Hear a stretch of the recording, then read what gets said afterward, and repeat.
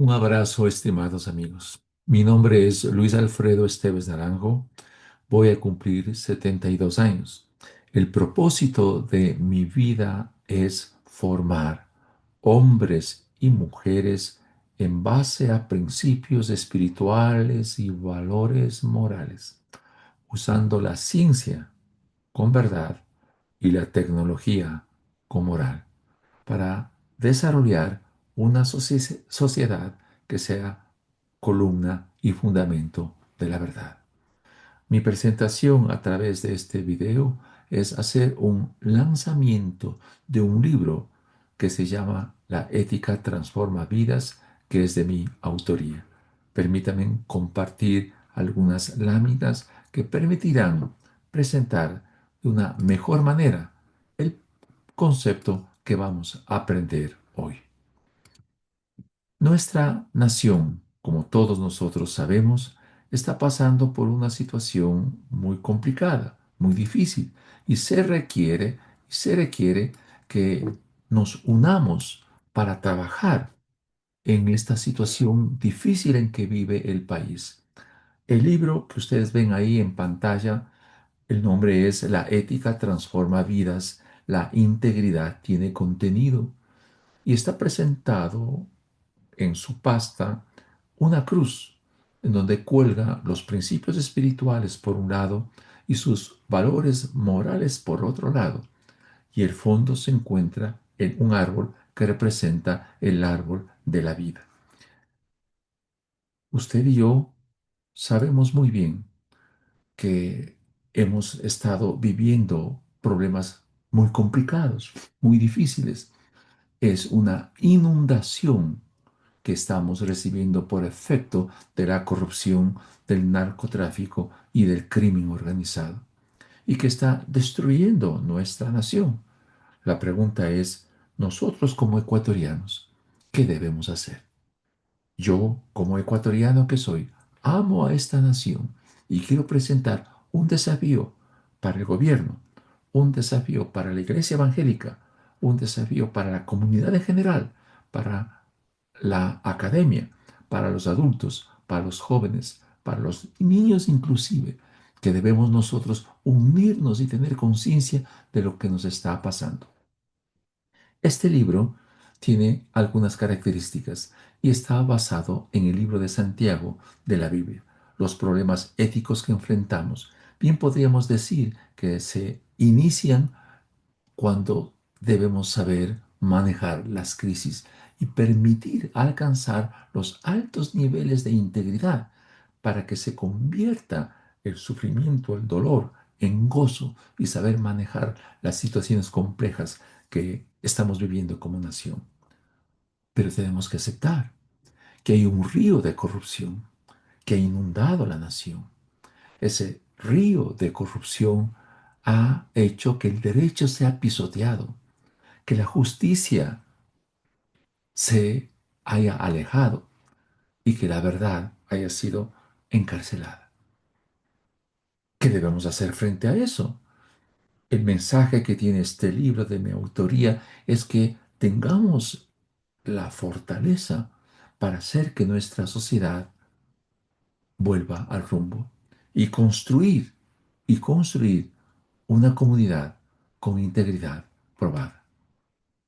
Ustedes ven aquí en la pantalla un río que espero que se visualice que está bañando al Ecuador, cada provincia del país, los ríos que pueden hacer este efecto bueno es el río de Dios, de los valores y los principios espirituales de Dios, que bañe la nación para que la justicia se establezca, la verdad florezca y el derecho se restaure. Creo que es un desafío que usted y yo sí lo podemos hacer. ¿Qué capítulos tiene este libro? El capítulo 1 es Enfrentando la crisis. Cuando el sufrimiento nos quita el gozo, surge el espanto. El estado más deprimente que alcanza un ser humano es la indecisión. Y por la indecisión, cuya consecuencia es y ha sido que la corrupción se ha potencializado.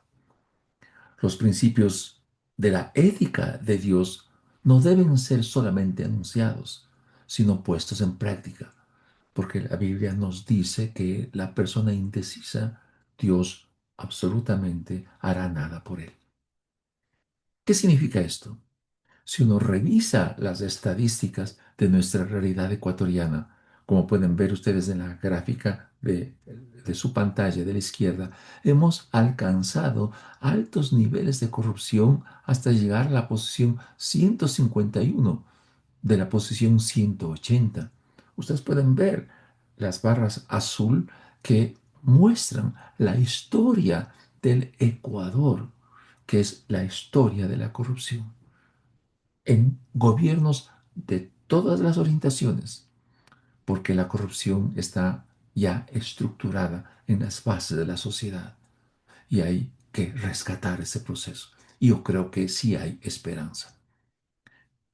A lo largo de la historia bíblica hay tres principios que siempre se han mantenido vigentes.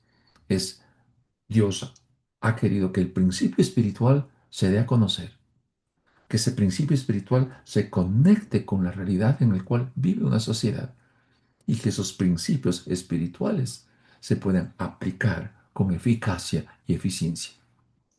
¿Qué sucedería? Pregunto yo. Le pregunto a usted, querido amigo que me está escuchando. ¿Qué sucedería si el juicio pueda correr como las aguas y la justicia sea como un impetuoso arroyo que pueda bañar la tierra ecuatoriana, como dice el libro de Amós 5:24? ¿Qué sucedería si al analizar la realidad nacional, organizaciones como Transparencia Internacional que mide los niveles de corrupción que ha tenido el país durante muchos años, como también los índices de la lucha contra la corrupción, que también ha hecho análisis, tiene varias variables, han hecho encuestas y muestran los estados de corrupción que vive el país? ¿Qué pasaría si estos principios que estoy presentando y que se muestran en el libro puedan llegar a todas las estructuras de la nación, al gobierno, a la Asamblea Nacional, a la parte judicial, a la empresa privada, a la policía, al ejército? ¿Qué podría suceder si en todas esas instituciones el juicio corre como las aguas y la justicia como un impetuoso arroyo? ¿Qué se podría producir? Y si subimos la capacidad legal del país y mejoramos la institucionalidad, si movilizamos a la sociedad civil y a los medios de comunicación para que en una movilización de ética, no de destrucción de nuestras comunidades, sino de principios éticos, de principios espirituales, de principios de valores morales para luchar contra la corrupción. ¿Qué pasaría si nos movilizamos como nación para hacer frente a estos tres gigantes que nos están destruyendo? La corrupción, el crimen organizado, todo el sistema corrupto que nos ha está ahogando en nuestra sociedad actual. ¿Qué sucedería con el narcotráfico si fuese roto o descabezada ¿Qué pasaría con todo esto? ¿Qué es la integridad? ¿Qué es la integridad? La integridad tiene que enfrentar, y en el libro se presenta 7 valores de integridad. La honestidad. ¿Qué hacer en la honestidad personal? La honestidad que tiene que ver con mi familia, con mi hogar. ¿Qué puedo hacer con la honestidad que tiene que ver con mi lugar de trabajo, como ciudadano, como nación? ¿Qué poder hacer para cada uno de nosotros? Ese baño de justicia puede recorrer todas las áreas de la estructura del Estado, de los organismos de control del Estado, de toda la población económicamente activa, para ser excelentes y creíbles, entendiendo que la excelencia y la credibilidad tienen que ver con propósito de vida, con buscar siempre la verdad, con trazar metas medibles.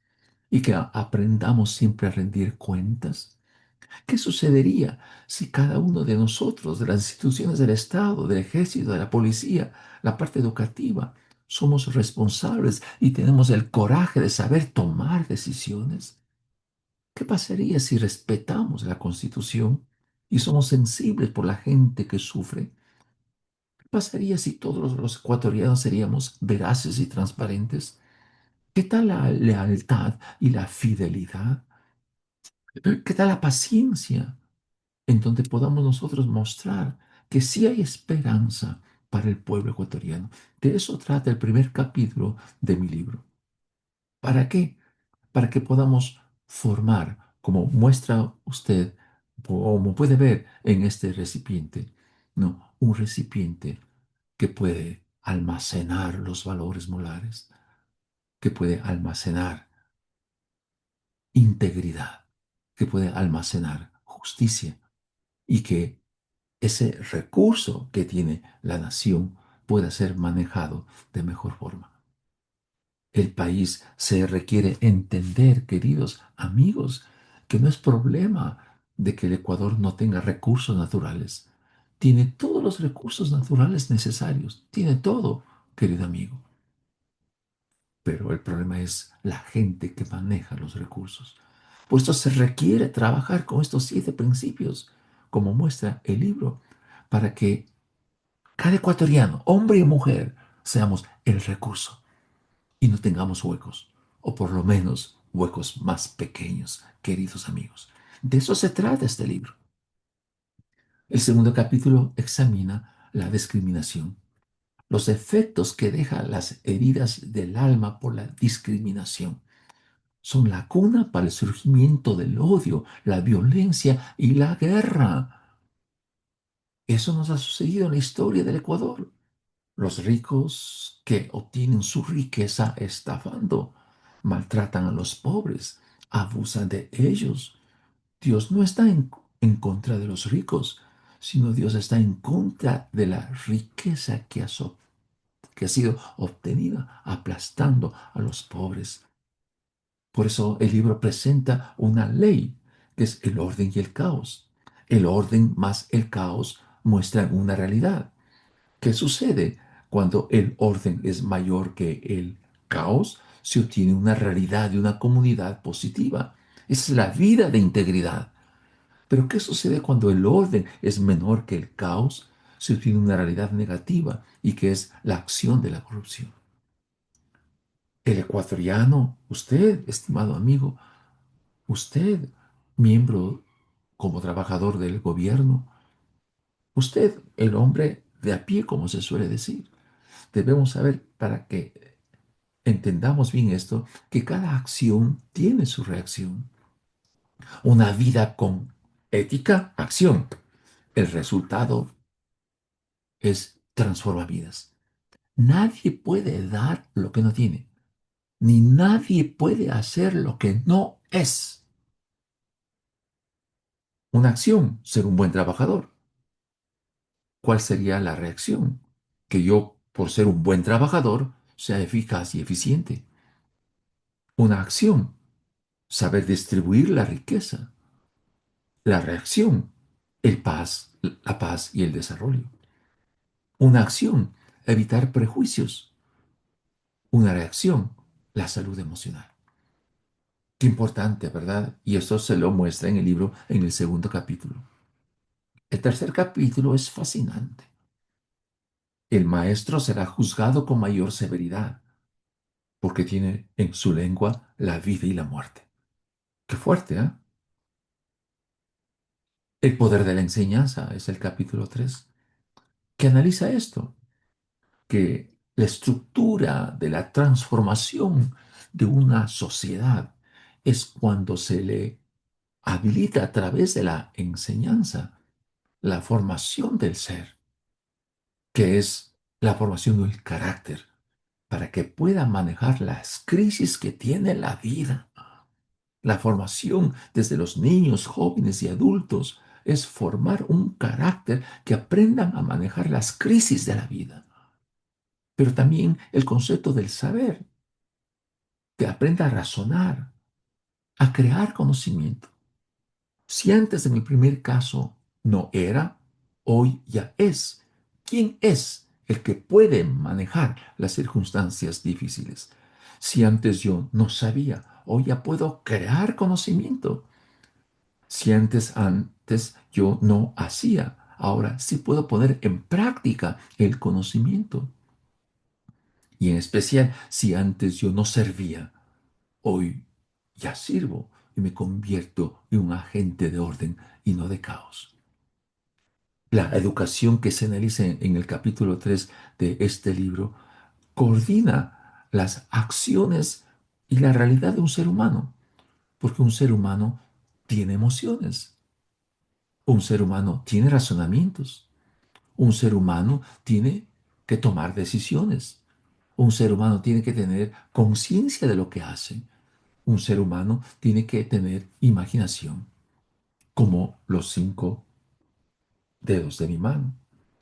Pero Dios tiene esta realidad. Dios es amor, Dios es verdad, Dios es propósito, Dios es justicia y santidad, y Dios tiene belleza. El capítulo 3 de este libro muestra cómo se pueden combinar las dos cosas para que las emociones estén ligadas al amor de Dios, los razonamientos a la verdad de Dios, las decisiones al propósito de Dios, la conciencia a la justicia y a la santidad de Dios, y la imaginación a la belleza de Dios. ¿Qué tal si esto lo haríamos? El poder de la enseñanza muestra que una educación con valores es importante, porque sin ella solamente producimos demonios más inteligentes. Solamente la educación con valores puede transformar. De aquí el rol importante de los maestros. El maestro que enseña con integridad construye una sociedad saludable. Los planes curriculares de las escuelas, colegios y universidades deben ser analizados en función de la realidad que vive el país. La interacción entre el Estado, las instituciones educativas, padres de familia y estudiantes en los niveles básicos de la escuela y el colegio es fundamental, que exista una buena relación, que se genere un lema de ser buenos estudiantes y ser aptos para la vida y que transformen comunidades. En el capítulo 3 de este libro, La ética transforma vidas, se analiza lo que es la inteligencia y la sabiduría. Ustedes pueden ver en sus pantallas la imagen de Ted Bundy. Tuvo un coeficiente 136, muy inteligente, pero era un asesino. De igual manera, Rodney Alcalá, un coeficiente de inteligencia 160, pero igualmente atacaba a mujeres y niños, los violaba y los mataba. No es suficiente ser inteligente. Todos somos inteligentes. Es verdad que hay algunos mejores que otros, pero es importante conectar la inteligencia con la sabiduría. La inteligencia permite resolver conflictos. La sabiduría hace que se evite el resentimiento y la amargura. La inteligencia permite diseñar obras civiles, pero la sabiduría no construir con sobreprecios. La inteligencia permite conocer bien ciencia. La sabiduría no usarlo para perjudicar al ser humano. Esto es importante que entendamos. Entonces el libro penetra profundamente a estas áreas que no han sido analizadas. El cuarto capítulo de este libro analiza los conflictos mundiales. Y esto ha sido para mí algo realmente que me ha hecho analizar. Hemos fallado tanto a lo largo de la historia del Ecuador. Platón en el libro de la República, él menciona que la formación, dice él, debe estar por encima de los intereses personales. Lo contrario son llamados necios, tontos, y utiliza una palabra en griego que se llama anaetos. Agustín Laje Igualmente analiza que la relación con la palabra, lo relaciona con la palabra idiota. Personas que no tienen contacto con la realidad, que no ven más allá de su ombligo, dice Agustín Laje en su libro que él escribió realmente muy formidable. Ahora bien, aquí está este punto importante, este concepto que quisiera resaltar. Las personas que solamente buscan los intereses personales, podríamos decir que son necios, tontos e idiotas. Por otra parte, Adam Smith presenta el concepto de mercado. Los economistas plantean este tema muy bien. Una transacción social que de forma voluntaria se intercambia el valor de la propiedad privada. El mundo está dividido entre países capitalistas, socialistas y sus mezclas. Y el resultado de las dos cosas han permitido que sean países muy ricos, ricos, pobres y muy pobres. Por otra parte, quiero analizar estos puntos de referencia para luego indicar lo que se indica en el libro, La razón de los conflictos mundiales.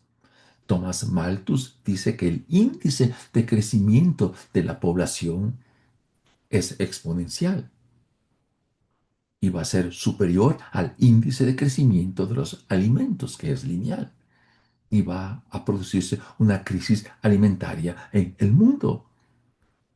Por este concepto que Thomas Malthus presentó, se generó una serie de movimientos.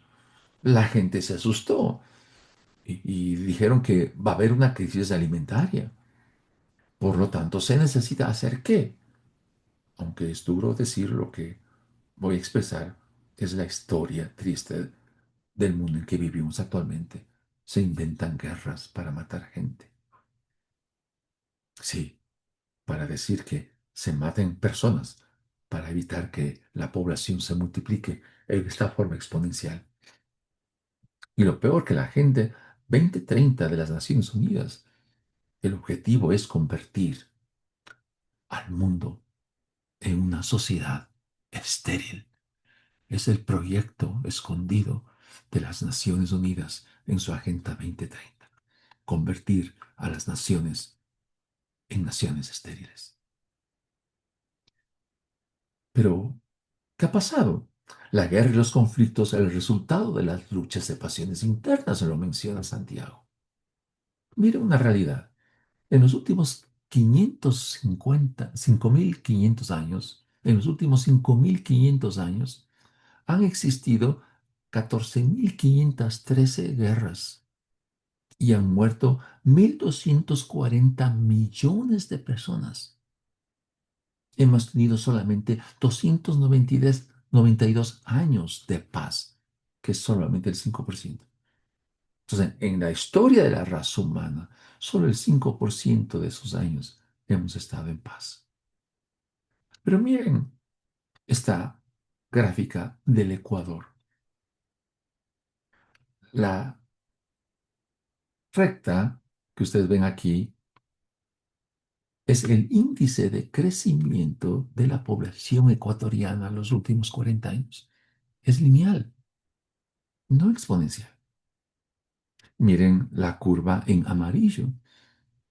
Es el crecimiento del Producto Interno Bruto, cuya ecuación de ajuste que yo le obtuve es que el PIB es una ecuación de tercer grado con coeficiente de ajuste del 0.9802. ¿Qué significa? Que el índice de crecimiento del Producto Interno Bruto sí es exponencial, es al revés de Malthus respecto al índice de crecimiento de la población ecuatoriana.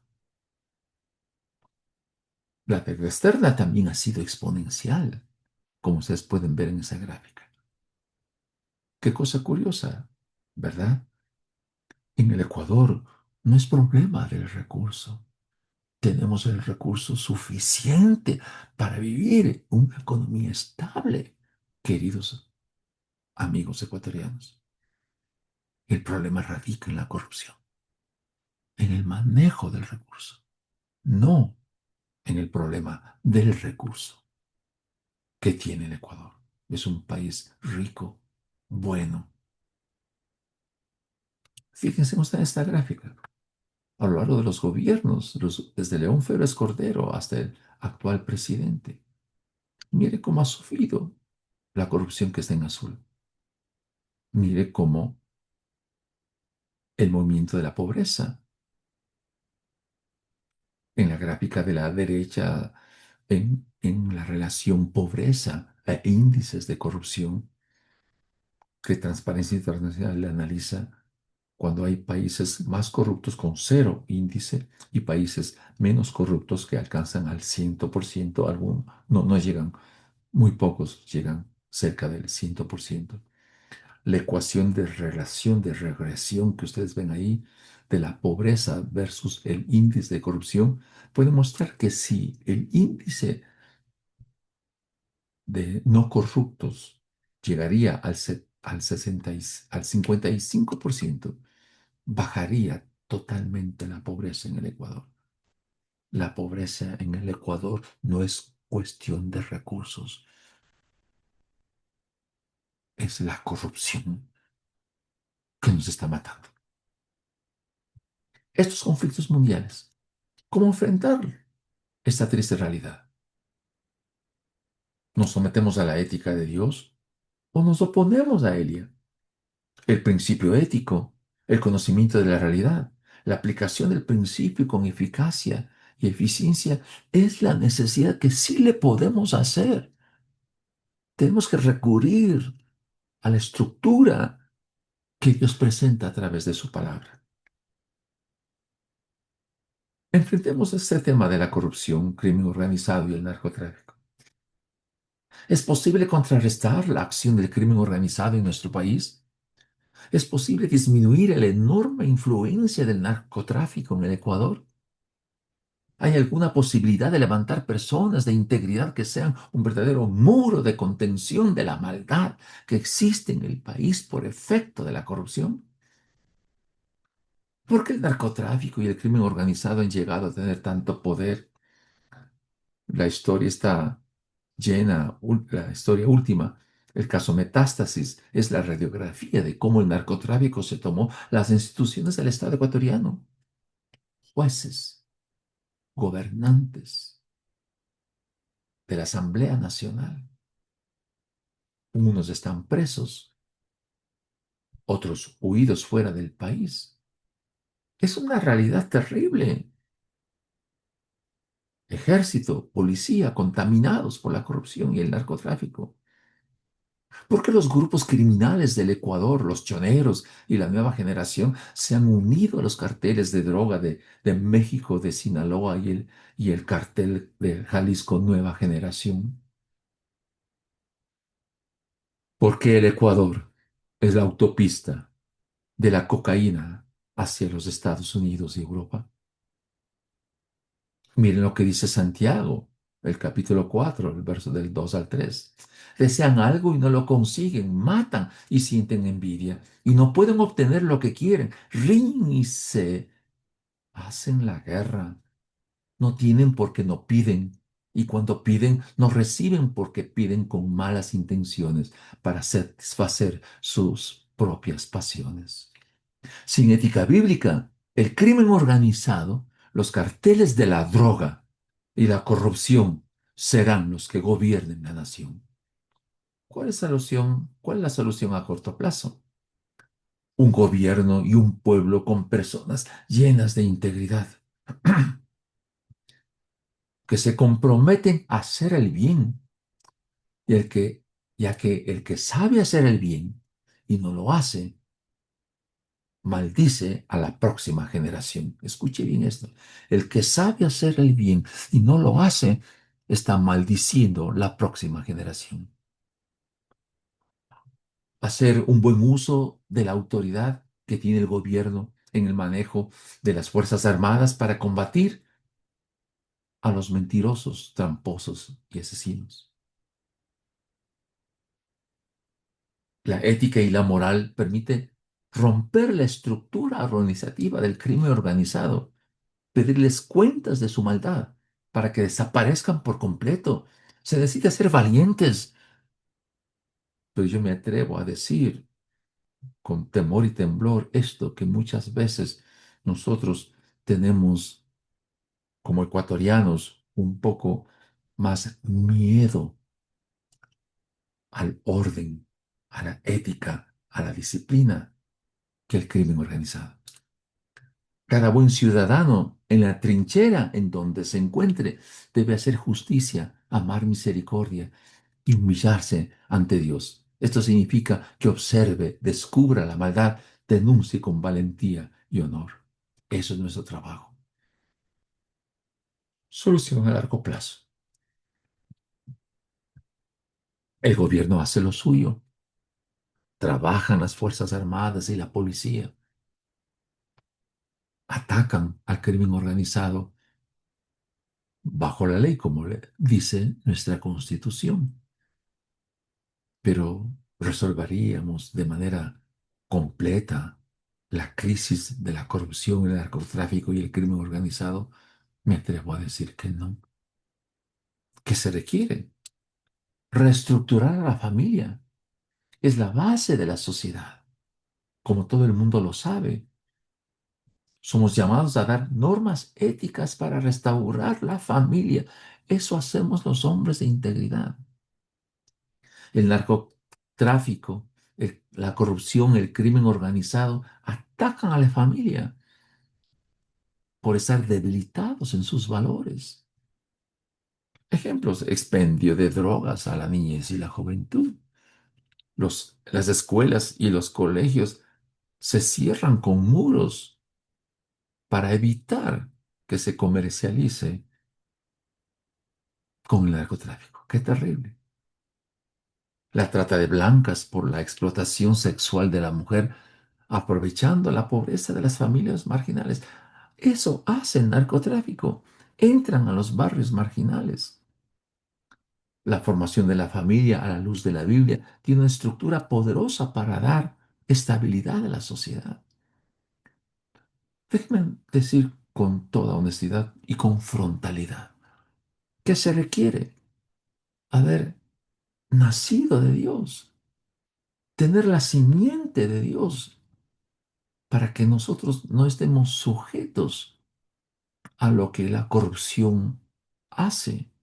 Ser inmunes a la corrupción implica haber nacido de Dios. El que es nacido de Dios no practica el pecado, porque la simiente de Dios está en él. El que ha nacido de Dios está capacitado para amar. El que ha nacido de Dios, Satanás no le toca. Y el que ha nacido de Dios vence al mundo. Esto es lo que tenemos que hacer. Ser valientes, ser honestos. Las iglesias debemos movilizarnos.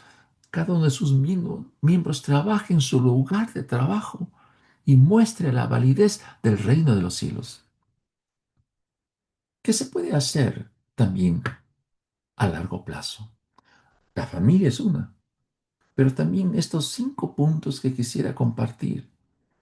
El uso adecuado del conocimiento de Dios, al que llamaré ciencia con verdad y tecnología con moral, que en el libro se presenta de una manera profunda. 2, el desarrollo de los bienes y servicios, lo que llamaré economía de la mente. La ley moral domina el recurso material. Ganar, ahorrar, dar todo lo que pueda. La economía de la mente se basa en primero creer antes del conocer, porque el que conoce sin creer los principios de Dios destruye una nación. 3, el desarrollo de un poderoso sistema de formación, ser, saber, hacer y servir, al que llamaré educación. Y ahí en el libro se narra todos los procesos educativos que se puede hacer, cómo deberíamos ser los maestros, cómo deberían ser los gobiernos de las zonas de nuestras ciudades que interrelacionen con los sistemas educativos que tenemos. 4, el desarrollo de un eficiente sistema de gobernabilidad. El ser humano debe ser protegido de sí mismo, al que llamaré política. El sentido de vida está en ser justo, misericordioso y humilde. el saber entender que el poder debe estar alineado siempre a la autoridad. Pero la mayoría de países que pisotean a las naciones tienen el poder, pero no tienen autoridad. Y el ser humano, cuando alcanza el poder, hay que protegerle de sí mismo. Y cinco, el desarrollo de un poderoso sistema comunicacional del equilibrio entre gracia y verdad, al que le llamaré comunicación. ¿Por qué? Porque usted y yo, si somos conscientes de nuestra responsabilidad de estar en este país hermoso y bueno, es aprender a ser agentes de cambio. Y si hay personas en el Ecuador que están en los sistemas educativos, deben cambiar los sistemas educativos en base a valores y principios morales. Si hay ecuatorianos nacidos de nuevo que trabajan en el área de la salud, se debe cambiar los sistemas de salud para evitar la corrupción y las enfermedades endémicas. Agentes de cambio que cambien los sistemas de producción que se han contaminado con la corrupción. Agentes de cambio que cambien los conceptos políticos que han generado gobiernos caudillistas y abuso del poder. Agentes de cambio que cambien los sistemas de comunicación que han distorsionado la verdad y han manipulado al pueblo. Esto es lo que habla el libro. Y debemos nosotros entender que es su responsabilidad y la mía hacer algo para que esto cambie. El libro utiliza tres puntos importantes y utiliza las leyes de la lógica. El principio de identidad. Las cosas son lo que son, me guste o no me guste.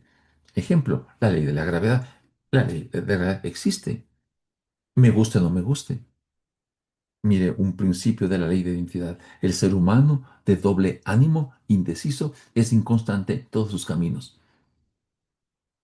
Es un concepto tremendamente, así como la gravedad que está ahí, hay seres humanos indecisos que son inconstantes en todos sus caminos.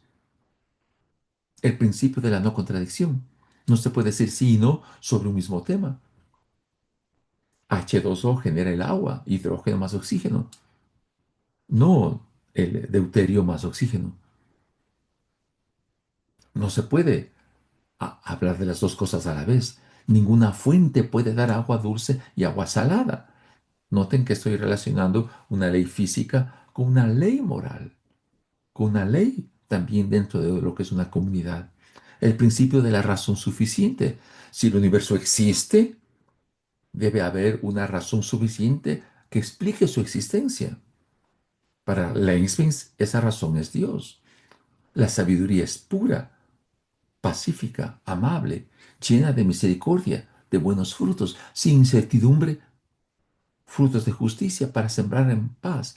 Noten que una razón suficiente habilita una verdad cuando hay varias variables medibles que hay que expresarlos y decirlos con una razón suficiente para decir una verdad.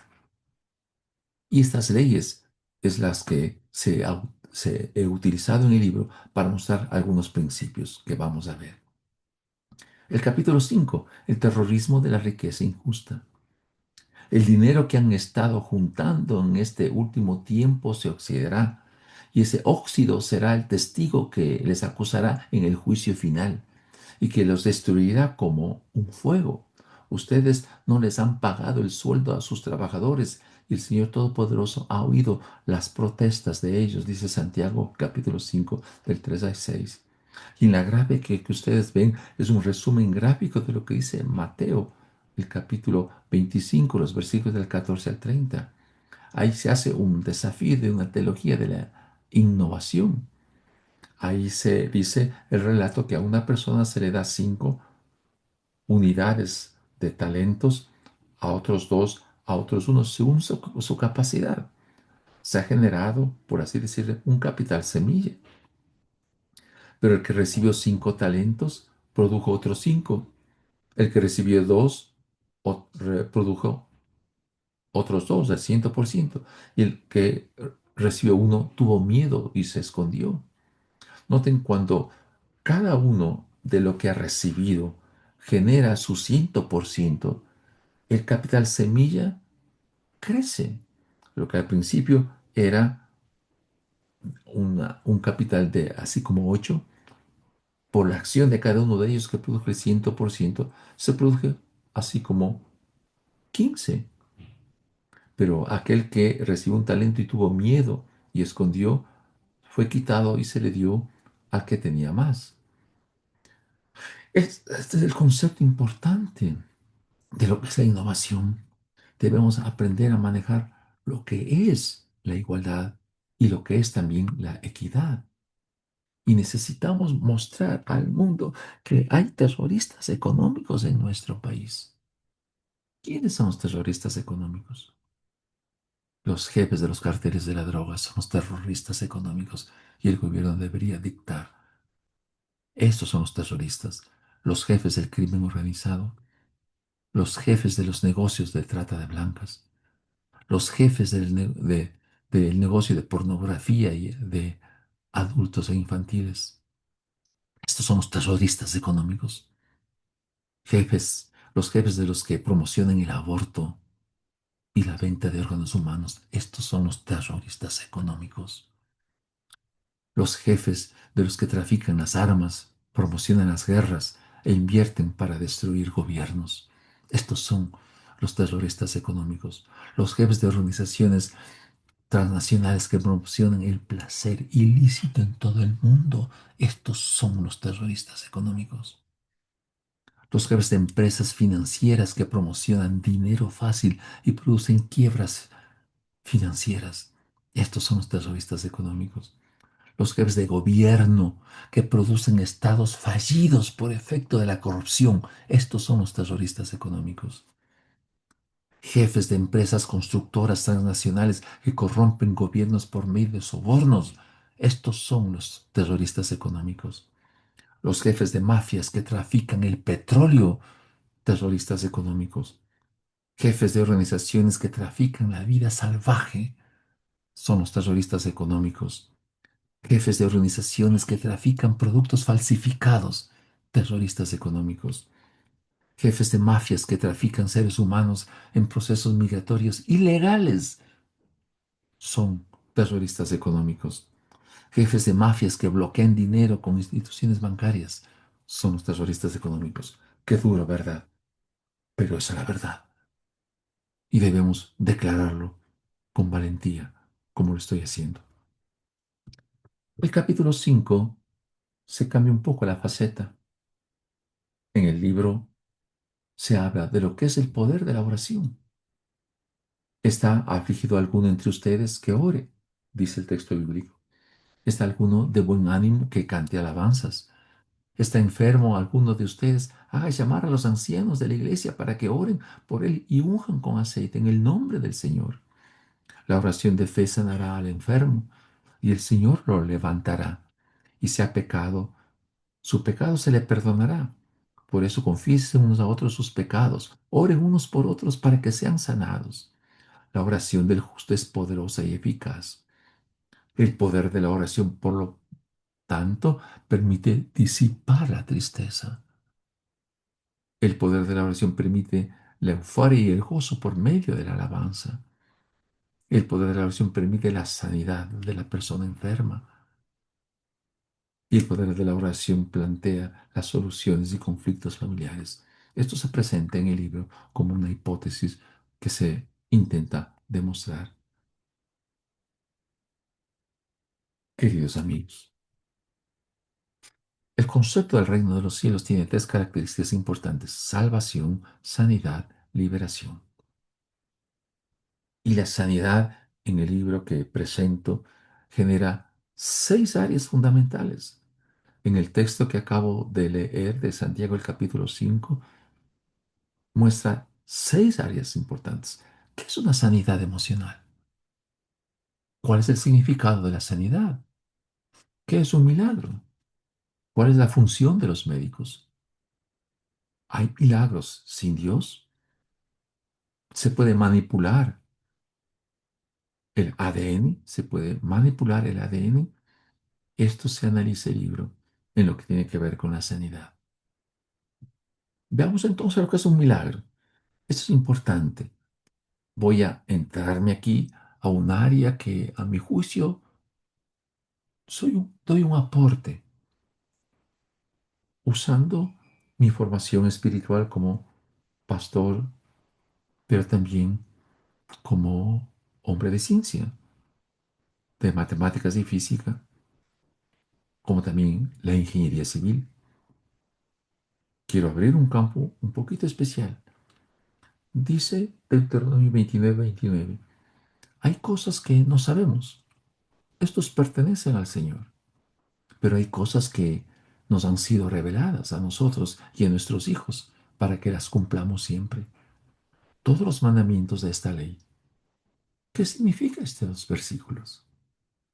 Hay cosas que se han mantenido ocultas durante algunos años y que poco a poco se han revelado. Todo proceso revelado es herencia para la próxima generación, siempre y cuando se mantengan los principios universales de la ley de Dios, los cuales se pueden resumir en lo siguiente. Y aquí abro, por así decir, unas cortinas de revelación para que podamos comprender que la Biblia, los principios espirituales, el desarrollo de la ciencia y la tecnología tienen que cumplir estas seis características. El concepto de la libertad. Dios hizo al hombre libre, pero al hacerlo al hombre un ser libre, debe asumir con responsabilidad los efectos de sus decisiones. El segundo, el respeto a la vida. La ciencia y la tecnología debe basarse en el respeto a la vida. Tercero, la ciencia y la tecnología debe basarse siempre en hacer justicia.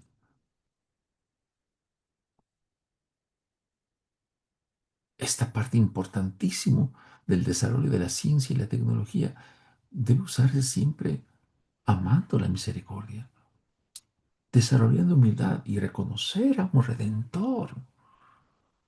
Vaya, permítame desarrollarlo esto como un aporte de un hombre que a lo largo de su vida ha entendido que esto es una realidad.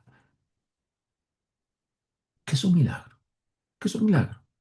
Milagro es la interacción de la ley espiritual con una ley natural que opera en una estructura física o bioquímica.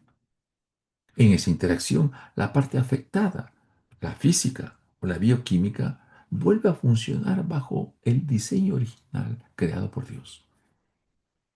La ley espiritual es acultural, es espacial y atemporal. ¿Qué significa esto? Que una ley espiritual no depende de la cultura, no depende de la zona geográfica, no depende del tiempo. Entonces, esta ley espiritual moviliza la ley natural por ser una ley superior. Y cuando la ley espiritual moviliza a la ley natural, se fusiona la ley espiritual y la ley natural, el milagro aparece. ¿Cómo entender esto? Aquí sé que este tema es muy importante, pero permíteme ser muy directo. Para uno entender lo que es el milagro, yo debo entender el origen del universo. Y preguntas como estas, ¿por qué hay algo en lugar de nada? ¿Cuál es la causa para que el universo exista? Alguien dio la orden para que de la nada surja algo. Alguien que es inmaterial, atemporal, espacial, dio origen a la gran explosión y con ello la formación del universo que conocemos. Y este libro que presento muestra en detalle todo este proceso que hoy estoy explicando en resumen. ¿Por qué si algo es de la forma que es y no de otra manera? El mundo material está sujeto a las cuatro fuerzas básicas de la ley de la naturaleza: la gravitación universal, la electromagnética, la nuclear fuerte y la nuclear débil. No hay otra fuerza. La vida como le conocemos está controlada por estas cuatro fuerzas. Ese algo que fue creado fue desarrollándose bajo las instrucciones de un ADN cósmico para que toda la evolución del universo, los millones de galaxias, se preparen para proteger al planeta Tierra y éste esté en condiciones de almacenar la vida y luego, por supuesto, la vida inteligente, el ser humano. Tres, ¿por qué es alguien, Dios, dio origen al universo visible? ¿Por qué hizo Dios el universo? ¿Para qué lo hizo? Para disponer de átomos correctos, la química adecuada, para crear un ser material vivo pensando en el cuerpo físico que tendría el Señor Jesucristo. ¡Wow! Eso es una declaración importante. Miren lo que dice Hebreos 10:5. Por eso al entrar en el mundo, Cristo dijo, a ti no te complacen sacrificios ni ofrendas. En su lugar, me preparaste un cuerpo. Por eso se hizo el universo, para preparar la química y la biología necesaria para que haya Jesucristo tenga un cuerpo humano. Para que Dios, para que Dios hizo el universo, para que Dios llegue a tener una relación de amor como resultado del ejercicio de la libertad del ser humano. Porque de tal manera amó Dios al mundo que ha dado a su Hijo unigénito, para que todo aquel que en Él cree no se pierda, mas tenga vida eterna.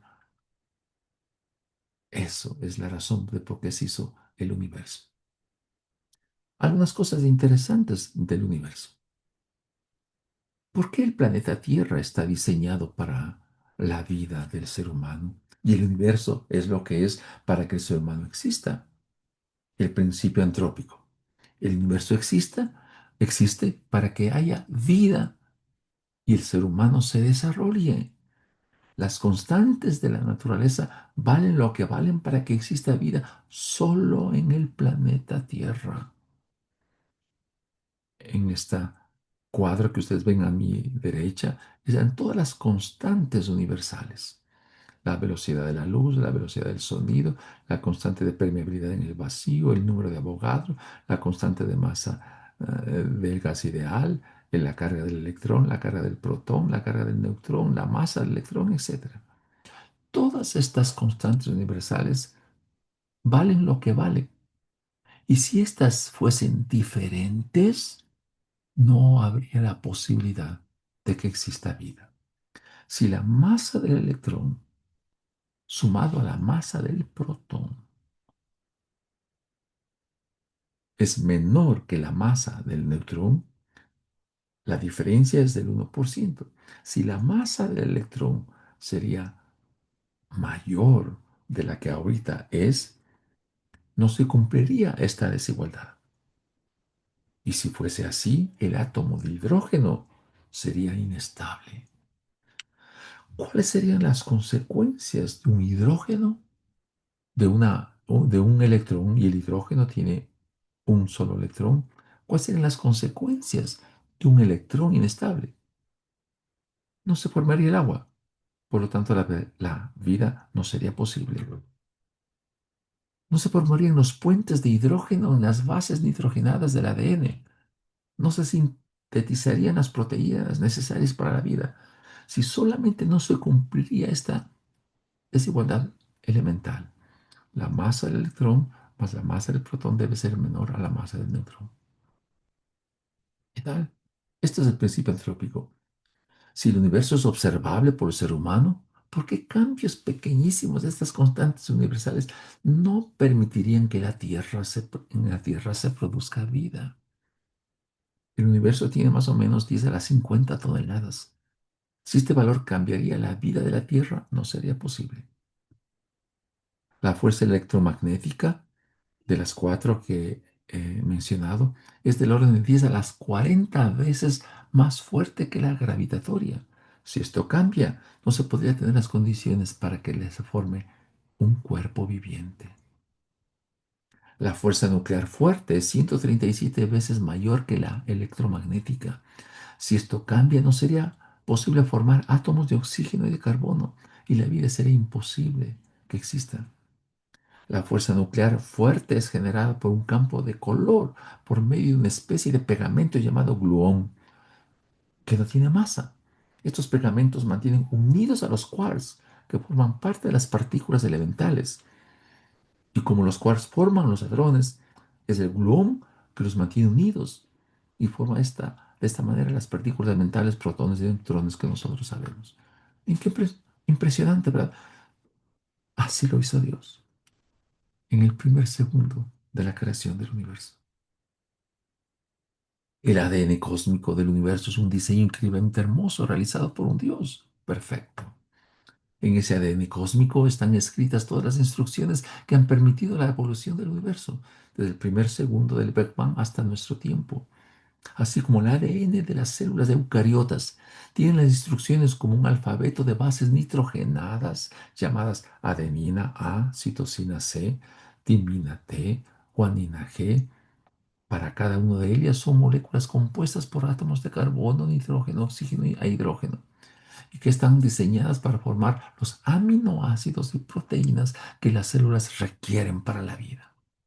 Este ADN cósmico tiene su estructura, que son las cuatro únicas fuerzas de la naturaleza, cuya relación entre ellas al comunicarse sin palabras han ido formando estrellas, sistemas planetarios, constelaciones, galaxias, y en medio de procesos complejos en donde nacen nuevas estrellas y también mueren en una explosión cósmica masiva llamada supernovas. Por esa enorme manifestación de energía se han formado los elementos químicos que al ser lanzados al espacio, poco a poco y por medio de cuatro fuerzas físicas, formaron nuestro sistema solar y el planeta Tierra con los elementos químicos necesarios para la vida. La geometría del espacio-tiempo se ve afectada por la presencia de la materia. El espacio se deforma y esta deformación es llamado principio covariante, en donde las leyes físicas son las mismas en cualquier sistema de referencia, permitió la evolución del universo de tal manera que el planeta Tierra tenga los elementos químicos necesarios para que se produzca la vida. ¡Wow! Esto se diseñó, este ADN cósmico, en el primer segundo de la gran explosión. Escúchame con atención esto.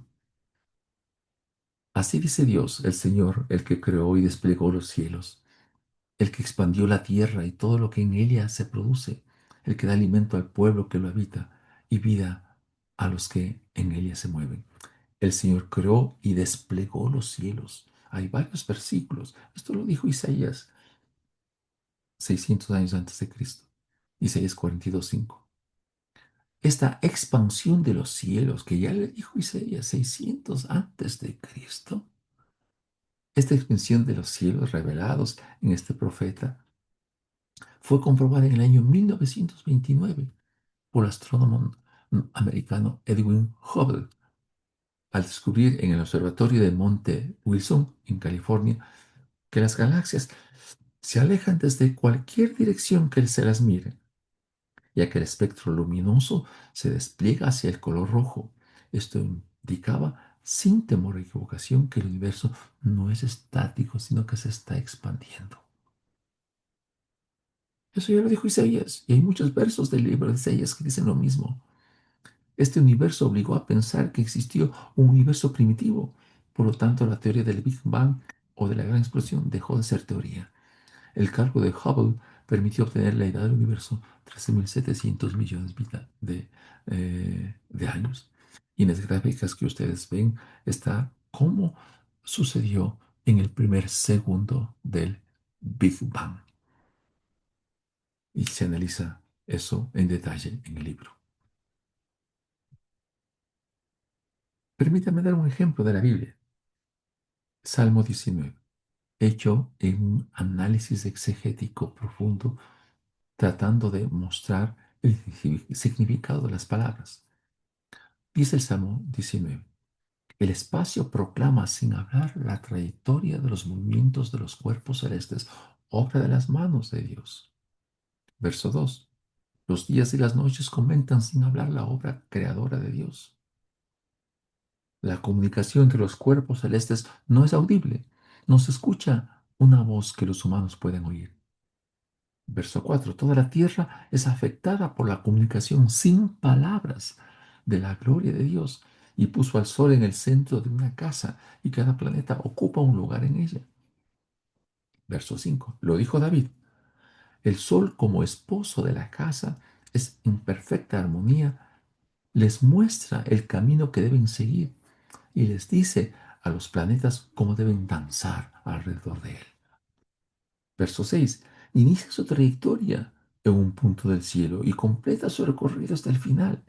Y en toda trayectoria la tierra no puede escapar de su calor. ¡Wow! Esta expresión de David es hermosa. Y David, sin ser un científico, solo con observar en las noches que él cuidaba a las ovejas de su padre, mostró cómo se comporta el universo. Alberto Einstein, en 1905, él presenta, los cuerpos le dicen al espacio-tiempo cómo curvarse, y éste le dicta a los cuerpos cómo moverse. Es la materia física quien crea el espacio-tiempo, lo dijo Alberto Einstein. Notan que en poesía lo dijo de una manera similar el rey David. Aquí se encuentra el origen, los tiempos del universo. El planeta Tierra, 4.540 millones de años. El sistema solar, 4.670 millones de años. La Vía Láctea, 13.610 millones de años. Y el universo, 13.700 millones de años. El planeta Tierra es reciente. ¿Qué significa este concepto puesto en palabras simples de la gran explosión? Si yo voy a un sitio de un bosque y por calentarme hago una pequeña fogata, ¿no? Y luego lo apago y dejo pasar esto algunos días. Un par de días después, alguien dirá, ¿no? Se siente las cenizas, el calorcito de esa fogata, ¿verdad? Lo mismo pasó con el Big Bang. La gráfica de la derecha que ustedes ven, en junio del 2001, la NASA lanzó una misión espacial y se envió la sonda WMAP en el cohete Delta II para medir las temperaturas de la radiación cósmica de fondo en todo el cielo, como una forma de evidenciar los residuos de calor de la gran explosión que dio origen a nuestro universo. Esta radiación se manifestaba en todas las direcciones y en el año 2003 se dio a conocer la foto que muestra aquí en la pantalla, que es la foto del universo bebé. Pero eso lo mencionó ya el profeta Isaías. Y en el libro que presento se muestra con mayor profundidad algunos detalles más. Vamos al origen de la vida. Esto es importante. La vida a la luz de la escritura, no solamente la vida física, la vida que usted y yo pensamos porque tocamos y nos vemos. La vida a la luz de la Biblia incluye la parte espiritual, la parte emocional y la parte física. Entonces, la naturaleza del ser, la ontología del ser, la ley espiritual que es superior a la ley natural, donde se ve justicia, verdad y belleza. Esa es la ontología, ¿no? La parte íntima del ser, la profundidad del ser. Se puede desarrollar con leyes espirituales, que es el valor de la integridad, el espíritu, el alma con sus leyes emocionales, el arte, la música, la literatura, la inspiración que cautiva el alma, el cuerpo bajo las leyes de la materia. No existe el azar, solo las interacciones con las cuatro fuerzas de la naturaleza: gravedad, electromagnética, nuclear, fuerte y débil. Esto es lo que el concepto de lo que es vida. Entonces, solamente la parte del cuerpo, leyes de la materia. Las otras van más allá. Es la parte de la teología, la parte de la filosofía. Y esto es hermoso entender. La vida no solamente es la parte física, es toda esta integridad. La Biblia es muy clara en indicar que todo nuestro ser, espíritu, alma y cuerpo, deben mantenerse irreprensibles hasta la venida de la segunda venida del Señor Jesucristo. ¿Qué he hecho en el libro? ¿Qué análisis están en el libro? El biólogo Cian Carroll, en Ohio, Estados Unidos, 1960, él dijo, la única razón por la que todo ocurre, existe en el universo, un planeta vivo, cada uno de nosotros es el azar. Somos un mero accidente de la casualidad, dice él. Los bioquímicos como Parin y Haldane plantean que el origen de la vida se produjo a partir de una serie de procesos químicos en la Tierra primitiva, donde algunas sustancias inorgánicas como el metano, CH4, amoníaco, NH3, dióxido de carbono, hidrógeno, nitrógeno, que se encuentran en la atmósfera, que al bajar la temperatura de la Tierra primitiva se produjeron lluvias intensas, reaccionaron con esas sustancias, formaron parte de los mares a lo largo de los millones de años. Variaciones de temperatura y las descargas eléctricas dieron origen a sustancias orgánicas, como hidratos de carbono, CHO, grasas, azúcares y en especial aminoácidos. Es la biogénesis de Oparin en esos datos que ustedes van a encontrar en el libro. Y aquí en la gráfica se encuentra el experimento que hicieron Oparin y Haldane. Aquí había un recipiente que se colocaba algunas muestras, ¿no? Y a través del calor y se distribuían en el lugar de la derecha, donde se hacía descargas y aquí se obtenían los elementos como resultado del que acabo de mencionar. Yo lo que hago es un análisis de esto. En mi libro se encuentra este análisis. Ahora bien, aquí viene la parte interesante. ¿Qué probabilidades hay de que el azar se produzca en el desarrollo del ADN humano? Las proteínas que hoy tenemos.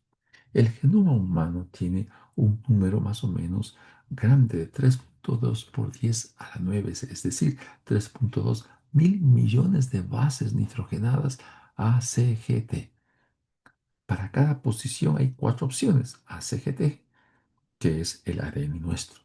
La probabilidad P de obtener exactamente una secuencia concreta de longitud n, de armar las bases al azar, es la ecuación para analizar el tema de probabilidades 1/4, porque 4 son las bases, elevado a la n, siendo n la longitud del genoma humano. Esto se encuentra que su probabilidad es e igual a la menos 4.000 millones elevado a un exponente negativo. P es nula. Si usted aplica logaritmos en base a 10, se tiene que la probabilidad de que eso ocurra, de que al azar se forme la molécula del genoma humano, es 1 dividido para 1 seguido de 2.000 millones de ceros. Es probabilidad nula. Aquí está el ADN. Ustedes ven que en el núcleo de la célula, que de paso la molécula de ADN es inerte, no es viva. La célula es viva, pero el núcleo es muerto, es inerte. Ahí, cuando abrimos un cromosoma, se desarrolla esta estructura que ustedes ven aquí. Es de doble hélice. Entonces, la conexión está entre el fósforo, el azúcar y la relación de unión de la citosina, guanina, adenina, timina, que ustedes ven aquí, que se unen siempre T con A y G con C, ¿no? La timina con la adenina y la guanina con la citosina. Si yo extrajera del núcleo de una célula humana el ADN y lo estiraría, tendría una longitud de 2 metros, ¿no? Eh, el espacio que existe entre las escaleras de este ADN es 3.4 por 10 a la menos 9 metros. Es la distancia entre un par de bases nitrogenadas.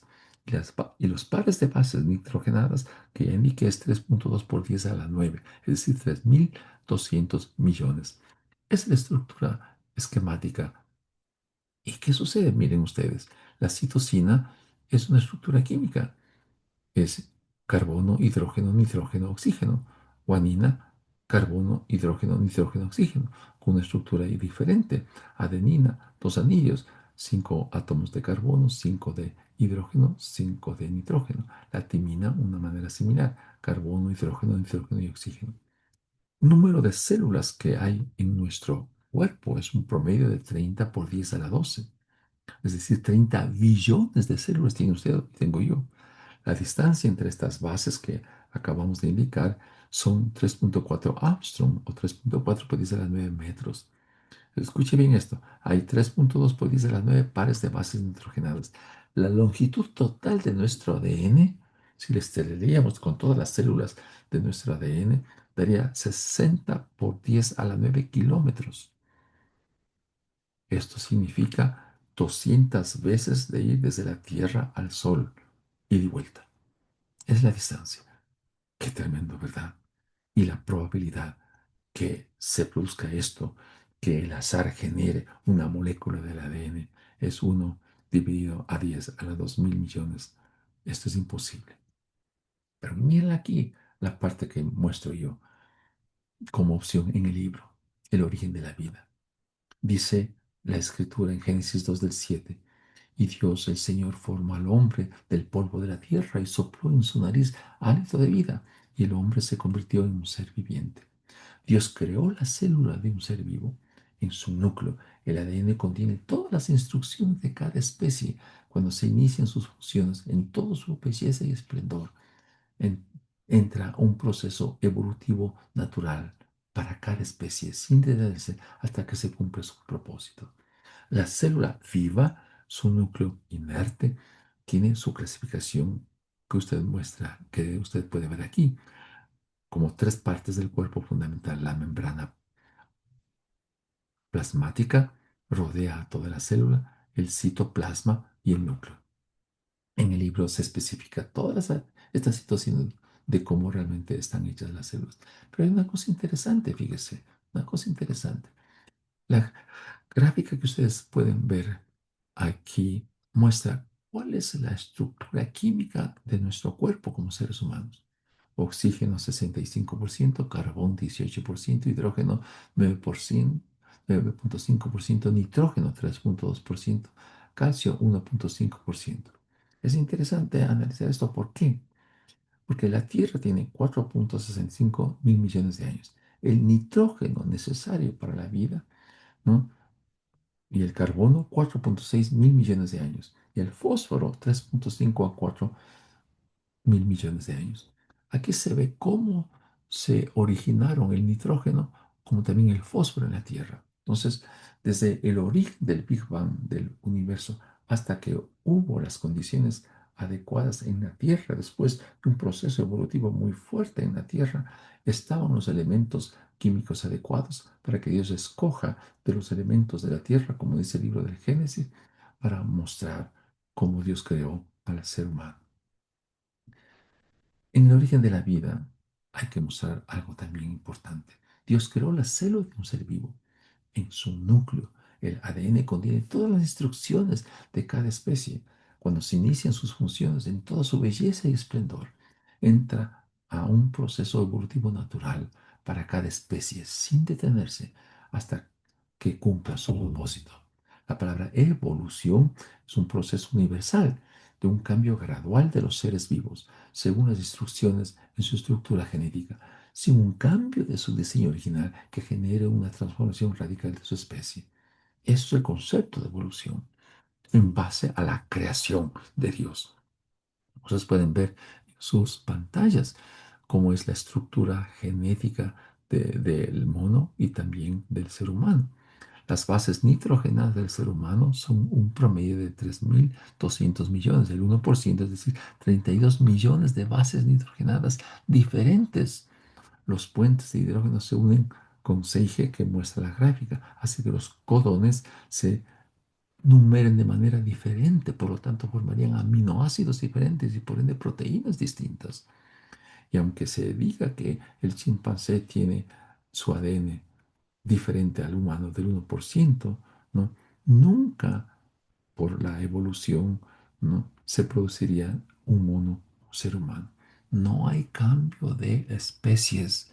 Eso está comprobado científicamente. No puede haber cambio de especies. Y las razones les estoy mostrando aquí. Miren el milagro de la vida. Eso es algo muy hermoso. Miren. Para resumir, ustedes en el libro está más detallado esto. La semana 12 la cabeza está redondeada, dentro de la boca se empieza a crear cavidades donde se formaron los dientes, el cerebro empieza a funcionar. En la semana 14 mide 10 centímetros en un perfecto bebé en miniatura. Una cosa muy triste, ¿no? Sin analizar la razón del por qué nuestra ley permite que cuando una chica ha sido abusada no se pueda procesar al aborto a un niño que tiene ya un 10 centímetros y que es un perfecto bebé en miniatura. La ley garantiza el aborto para un bebé perfecto en miniatura. ¿Qué tal? El transhumanismo, para ir terminando, quiere resolver el tema de la muerte con tecnología. No le interesa el tema del pecado. Busca de todas formas apartarse de Dios. ¿Qué busca el transhumanismo? El superbienestar, la superinteligencia, la superlongevidad. Hoy el transhumanismo considera que el ser humano tiene demasiadas limitaciones, como podemos ver en esta gráfica. Se pierde simetría y su biología natural se mezcla con metales. Se gana eficiencia, pero se pierde belleza. Se gana inteligencia artificial, pero se pierde sabiduría. Se gana poder, pero se pierde misericordia. Se extiende la vida física del cuerpo, pero se pierde la vida espiritual fuera del cuerpo. Leonardo da Vinci creó en una de sus obras emblemáticas El hombre de Vitruvio, donde se presenta al ser humano como una perfecta armonía, no solamente por su biología, sino también por la relación numérica entre las medidas de su cuerpo. Es lo que se quiere hacer el transhumanismo. Es lo que busca super bienestar, superinteligencia, superlongevidad, sin analizar estos puntos éticos que debemos considerar. Y para ir terminando, fíjese, aquí se analiza lo que es la vejez. ¿M? Y las tijeras moleculares. Son los nuevos descubrimientos que se tiene hecho y en el libro se analiza con mayor profundidad lo que cada uno de los dos tiene. Es un análisis interesante de los telómetros que acortan hasta que se envían a la célula señal que se deje de dividirse y eso implica la vejez. La ética en el genoma humano. Mis amigos, dice la Biblia en los versículos últimos, mis amados hermanos, si alguno de ustedes se aparte de la verdad y otro lo hace volver, pueden estar seguros de que quien haga volver al pecador de su mal camino, salvará a esta persona de la muerte y traerá como resultado el perdón de muchos pecados. Santiago 5, del 19 al 20. La estructura bíblica en lo que respecta a la manipulación genética debe cumplir estos puntos. La manipulación genética de las células germinales para cambios de rasgos físicos, para investigaciones en humanos, para intentar crear superhumanos en el embrión fecundado para fines no terapéuticos en la creación humana, la ética bíblica no lo acepta. La ética es una persona y se llama Jesucristo. Cristo no aplicó la ética en su ministerio. Cristo es la ética personificada. Por esa razón la ética transforma vidas y la integridad tiene contenido. De esto se trata el libro La ética transforma vidas. Gracias de todo corazón por esta oportunidad que me están dando de poder cumplir con este propósito que yo tengo de vida. Gracias de todo corazón. Un abrazo.